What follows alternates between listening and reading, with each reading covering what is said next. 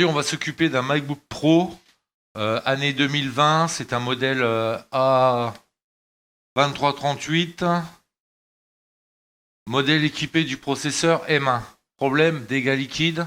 Donc on le démonte et on passe sous le microscope après. Donc voilà, la carte mère est démontée. C'est une 820-020-20. SSD, il est là. Processeur M1 avec la mémoire vive juste à côté. Ici en petit, vous avez une PMU auxiliaire qui gère du 2,5 V, 0,88 volts, 1,25 V, 0,764 volts, 1 volt 0,6 et 0,6 volts. Ici, vous avez la PMU principale alors, qui gère pas mal de tension. Alors, du 1 volt 0,6, 1, 2, 3, 3, 3, 4, non, 3 volts sur 3 volts, 3 fois 1 volt 0,6, ça c'est sûr. Alors, il gère aussi du 0,94 volts, du 0,84, du 1 volt 4, du 1 volt 8 et du 0,857 volts. L'étage de puissance, il est là, juste à côté. Et pour le principal, c'est ça.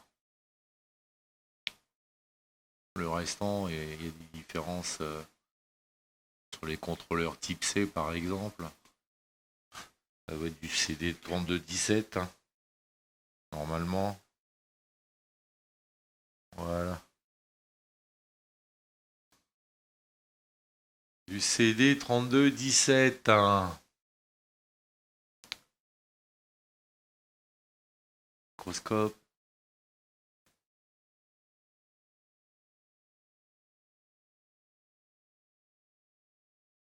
Voilà. CD 3217. Hein. Bon, maintenant, on va regarder l'étendue des dégâts. Inspection visuelle. Voilà, c'est tombé là.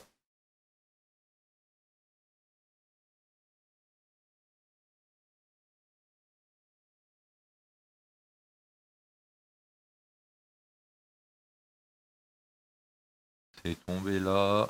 C'est tombé là aussi.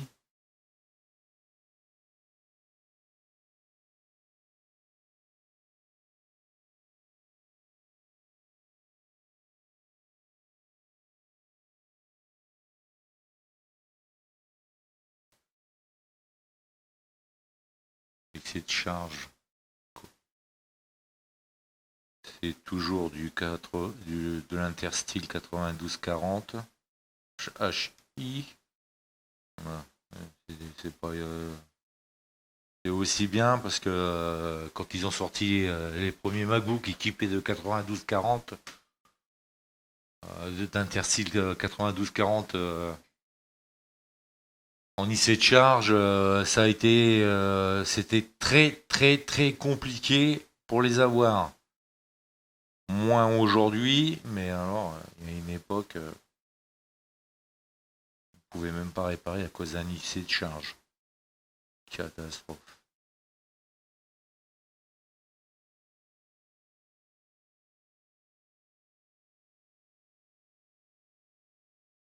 Là, je suis déjà passé. Ce côté-là.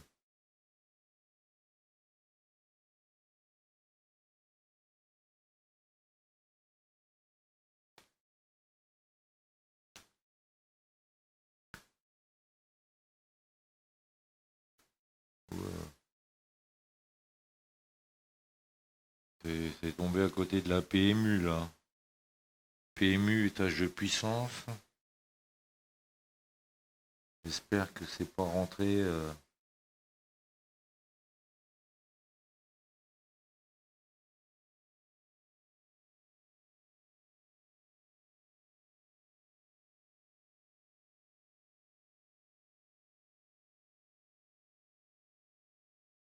Il y a un inducteur.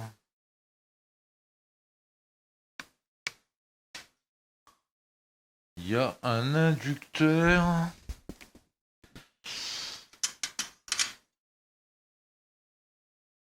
Bobine. Pas fissuré.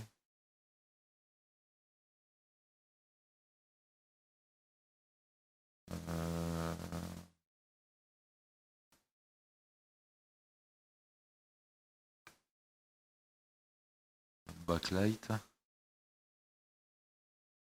Toujours le même principe. Diode, MOSFET, étage de stabilisation.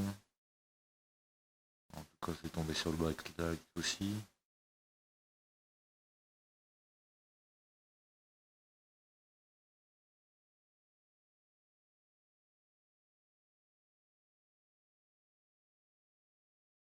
Bon.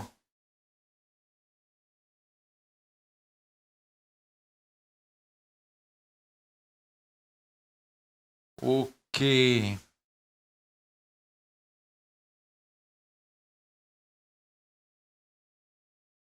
Pareil, hein.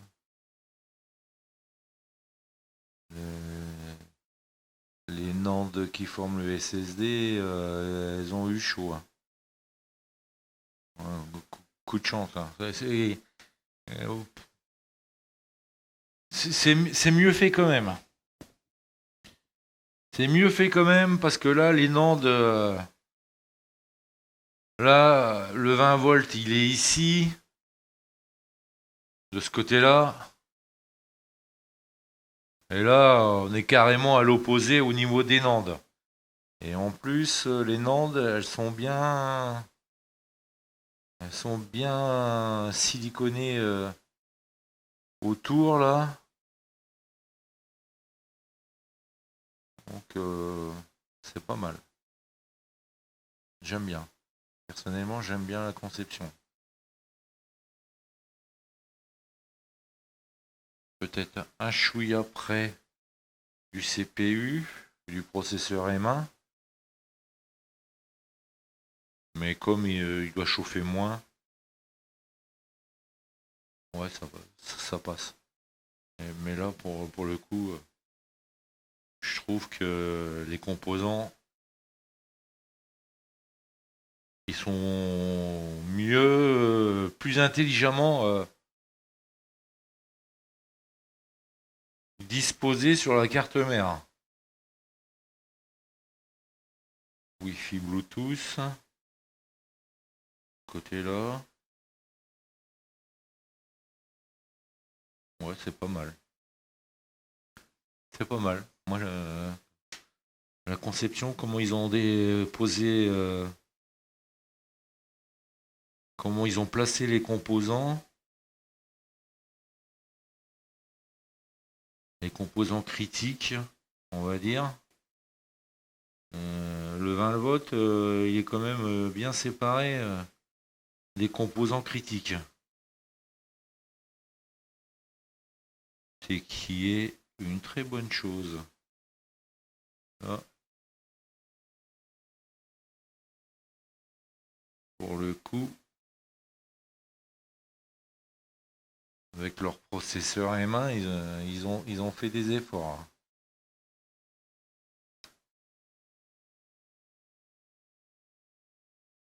Ok. Bon, je vais sortir le schéma, je l'ai. Cette carte mère, et on va regarder un petit peu partout où c'est oxydé, où ça va, toutes les lignes où elles peuvent aller.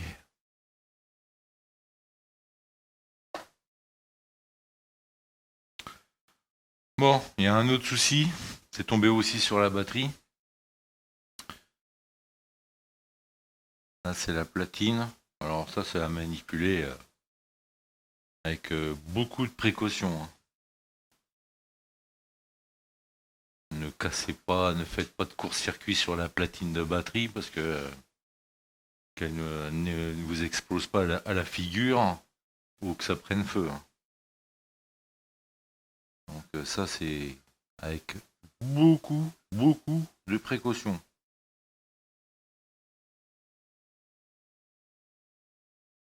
Donc là la platine c'est la partie que je vous fais voir. C'est la partie qui normalement vient se plaquer dans le fond du top case et qui est vissée, qui est maintenue par deux vis.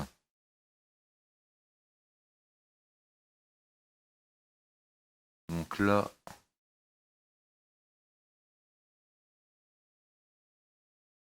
il y a du liquide qui est tombé dessus.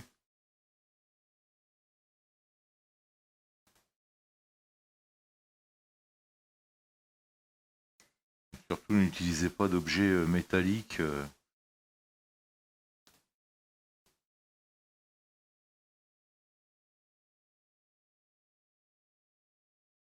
J'ai contrôlé, il y a 2 volts, il reste un peu plus de 2 volts. Donc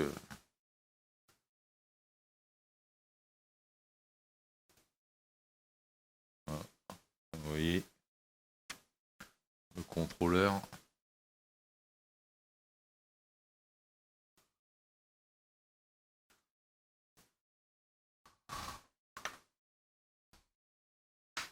Un petit coton-tige.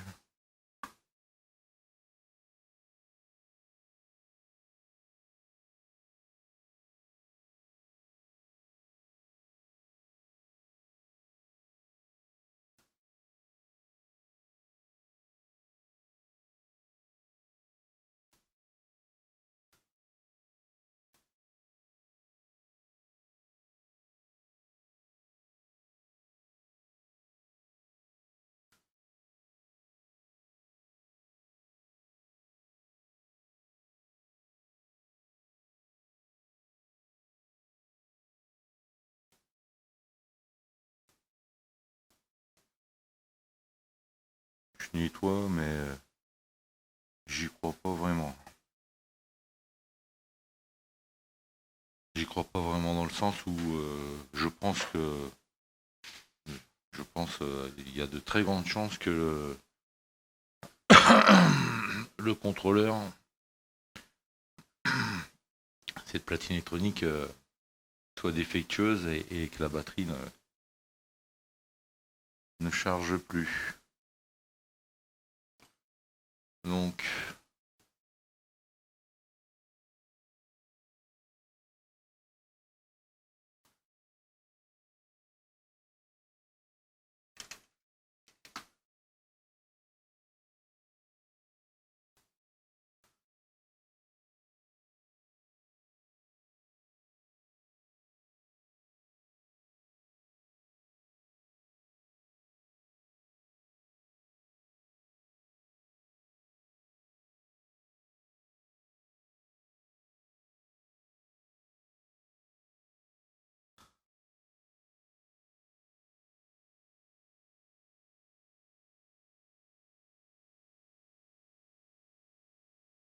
le pad,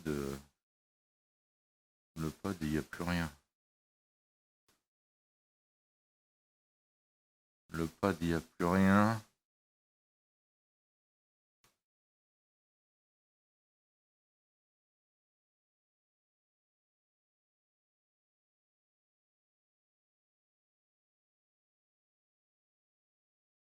Là, il y a un petit bout de piste.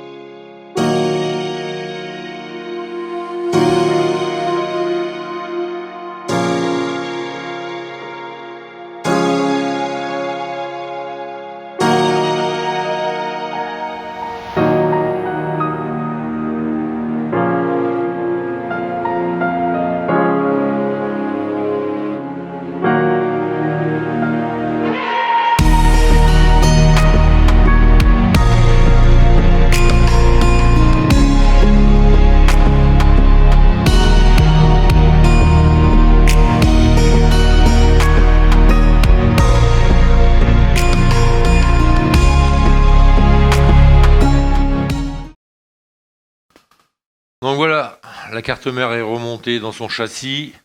MacBook A2338 de 2020. C'est un modèle équipé du processeur M1, le processeur Apple M1. Donc on a remplacé quelques composants qui étaient un peu abîmés et des soudures qui faisaient mauvais contact.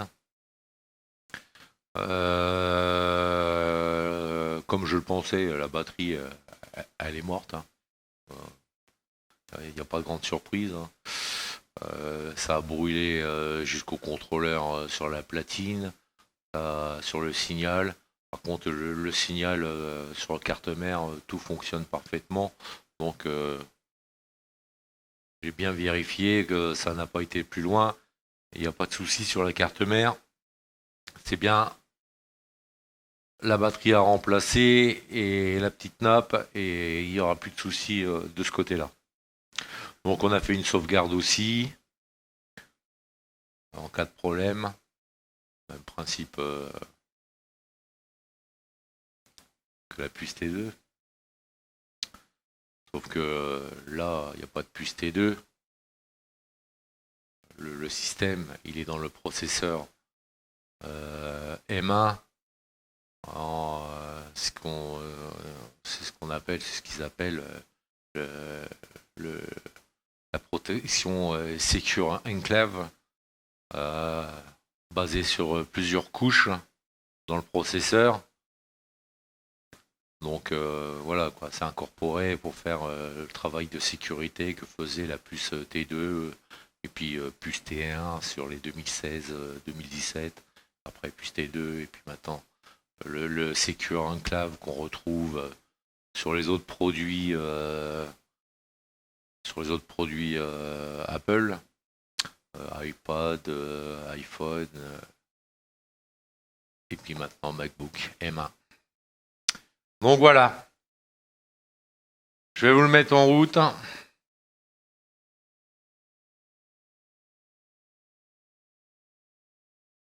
Je vais attendre de le mettre sur la session invité, utilisateur. Il y a le nom et photo propriétaire principal.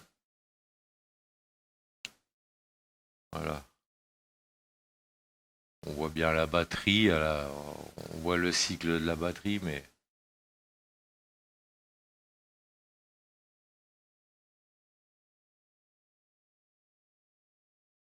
voilà, il démarre bien. Toutes les fonctions sont bien présentes.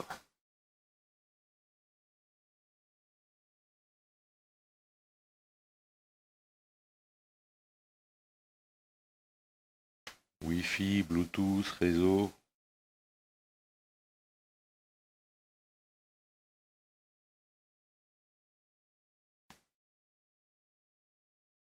Batterie.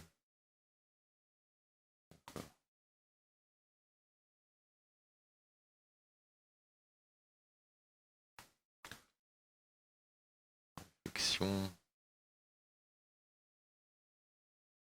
Voilà. Charge 1%, il charge que dalle, mais enfin.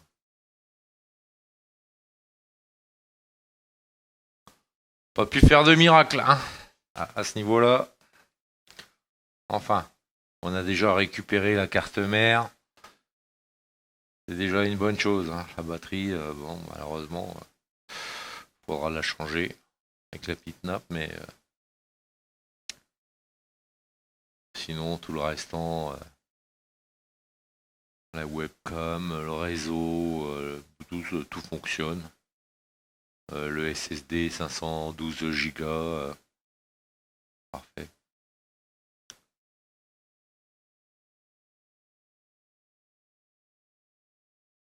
Propos. Donc il est en macOS Big Sur.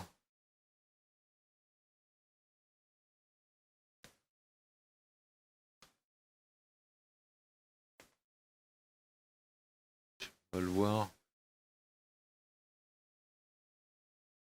C'est écrit puce M1. Bon, tant pis. On va voir. Pas évident avec la réflexion de luminosité. Donc on a tout testé, ça fonctionne, touche barre, tactile, rétroéclairage du clavier, le rétroéclairage du clavier, enfin il est juste à côté du rétroéclairage de la dalle. Les deux circuits sont côte à côte. Donc voilà, pour cette vidéo c'est terminé. Le client, c'est un professionnel, remplacera la batterie et ça sera terminé pour ce MacBook. Voilà, à la prochaine.